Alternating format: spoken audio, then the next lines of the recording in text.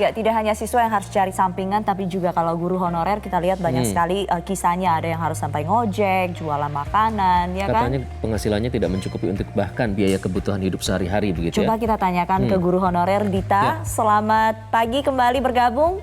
Bu Dita, betul tidak sih bayaran guru honorer ini masih jauh dari kata layak? Boleh tahu nggak gaji yang Anda terima setiap bulan? Kalau dikatakan tidak layak, mungkin memang tidak layak. Jadi kalau untuk bayaran per bulan itu tidak ada, Mbak. Cuman mungkin kalau anak-anak istilahnya mau memberikan bantuan untuk guru mereka, itu bisa mendapatkan bayaran itu 100.000 sampai 200.000 per 3 bulan. Jadi itu dari uang sukarela siswa sendiri, bukan bayaran dari sekolah? Bukan. Bu Dita masa tidak digaji, Bu? Tidak ada. Oke. Tidak digaji. Jadi setiap 3 bulan ini memang bayarannya sangat bergantung pada siswa ya? Iya, tergantung dengan siswa. Kalau istilahnya mereka sedang ada, kemudian mereka memberikan bantuan, ya kami bisa menerima gaji, begitu. Bu Dita, bagaimana memenuhi kebutuhan hidup sehari-hari gitu kalau memang bayarannya tidak pasti gitu? Kan suami saya bekerja, Mbak. Oke, jadi apa yang membuat Bu Dita ini masih mau bertahan, masih mau tetap mengajar sementara tidak ada kepastian sama sekali gitu ya secara bayaran pun gitu? Ya mungkin karena keprihatinan kami terhadap anak-anak di sana, istilahnya kan, kalau misal kami tidak bertahan, mereka otomatis akan putus sekolah, Mbak. Nah, kemudian kalau mereka putus sekolah, bagaimana dengan masa depan mereka? Jadi kami, ya. Harapan Ibu Dita sendiri apa sih? Terutama ini sekaligus memperingati Hari Pendidikan Nasional begitu. Harapan saya untuk anak-anak saya, semoga nanti mereka bisa mendapatkan masa depan yang cerah, kemudian mungkin bisa mendapatkan pekerjaan yang layak, kemudian bisa... Ya, untuk Ibu Dita sendiri sebagai seorang guru, harapannya apa Ibu Dita? Harapan saya mungkin untuk pemerintah kalau bisa memberikan perhatian kepada kami, mungkin bisa memberikan buku cetak, buku pelajaran, kemudian mungkin buku-buku bacaan untuk anak-anak murid kami. Oke, tetap fokusnya kepada anak-anak ya, Bu Dita ya, tidak minta gaji yang jelas gitu, enggak ya? Kalau masalah gaji, ya kebijakan pemerintah lah. Oke, baik. Nah, kalau bicara kebijakan pemerintah, sejauh ini untuk pembayaran gaji honorer itu diserahkan ke daerah masing-masing atau seperti apa sih? Semua ke daerah masing-masing. Jadi bahkan diserahkan banyak yang ke sekolah masing-masing. Jadi banyak sekolah yang harus bisa membiayai guru honorer dari dana BOS saja, dan sekolah negeri itu hanya 15% maksimum dari dana BOS.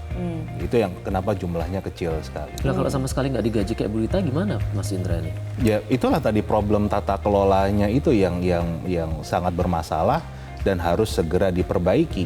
Karena di sisi lain kalau tadi kita sampaikan Bu Dita luar biasa ya pengorbanannya, mau tidak digaji, terima penghasilan hanya sekitar 100-200 ribu per 3 bulan. Lagi, ya. Itu pun sukarela dari anak-anak. Itu pun sukarela dari anak-anak. Sedangkan kalau kita ngeliat beberapa bulan sebelumnya, berita di beberapa media massa mengatakan guru di DKI Jakarta ini gajinya sampai 31 juta per bulan. Timpang banget ya. Kan ini yang tadi saya katakan, tata kelolanya, distribusinya itu tidak merata, dan itu yang harus segera diperbaiki, jangan dibiarkan terus-menerus. Cara memperbaikinya gimana Mas Indra? Kita mulai dari mana nih? Kalau saya melihatnya, selalu yang saya sampaikan, kita harus punya roadmap. Kita harus punya grand design, kan bisa dihitung. Jumlah siswa kita seperti sekarang di lamannya Kemdikbud ada 45 juta siswa. Ini butuh guru berapa sih? Mau kita rasionya mau 1:19 atau 1:20 misalnya. Kan bisa dihitung, berarti jumlah gurunya sekian. Nah, butuh anggaran berapa untuk menggaji sekian juta guru. Nah, itu kan udah bisa kita buat. Jadi hitungannya udah jelas, tapi itu macetnya di mana kok bisa tidak segera?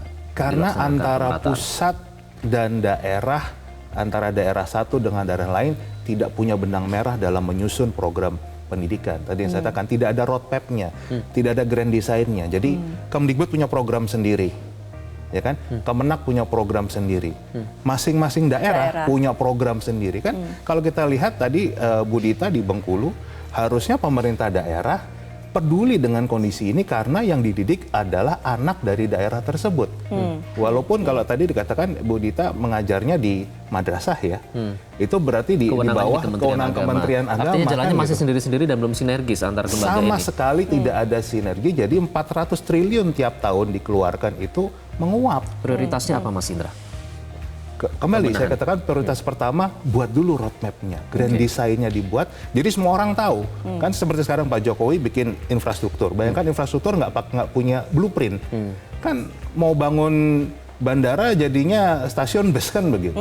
Itu yang terjadi sekarang. Kita buat dulu roadmap-nya, grand design-nya yang dari Sabang sampai Merauke, tugasnya jelas Kemdikbud apa, Kemenak apa, Kemdagri apa, daerah apa, di situ kita bisa kelola. Jadi ada standarisasi juga gitu ya kan. Betul. Baik, kita ini masukan yang bagus sebenarnya buat pemerintah. Jangan semoga kita didengarkan ya. Betul, kita sibuk membangun infrastruktur secara fisik tapi manusianya lupa dibangun gitu ya. Justru Mas itu Indra, yang ya? modal terbesar kita yang 240 juta itu kan modal terbesar. Mas Indra, terima kasih. Terima kasih. Kemudian juga Ibu Dita sudah tadi bergabung dengan Bengkulu. Semoga ada perubahan nasib di momentum Hari Pendidikan Nasional ini ya. Baik.